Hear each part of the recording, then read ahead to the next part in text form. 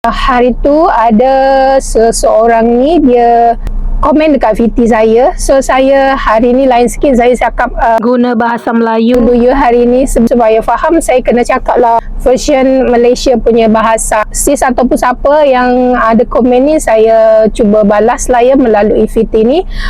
Okey, untuk murid warga asing ataupun murid bukan warga negara, memang diperbolehkan bersekolah di sekolah kerajaan Malaysia ni.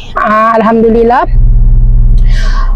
anak saya diberikan kesempatan untuk bersekolah, menimba ilmu di sekolah kerajaan, tetapi dengan syarat membeli buku teks. Ya. So buku teks ni, ni macam dekat belakang ya, buku teks, buku aktiviti semua kena belilah. Ya, nampak ya, tu buku teks.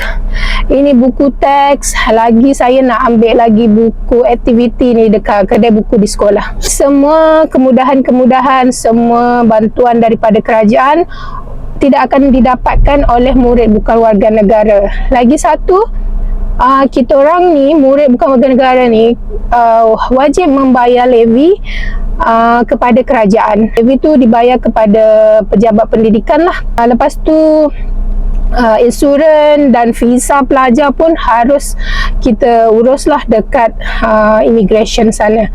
Itu pun kena bayar lagi sis setiap tahunnya.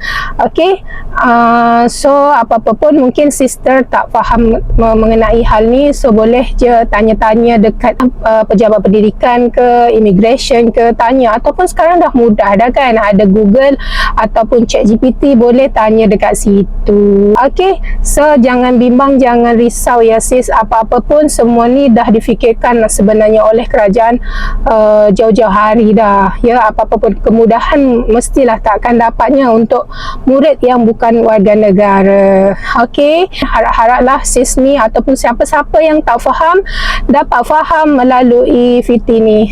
Terima kasih dah tonton. Assalamualaikum, bye.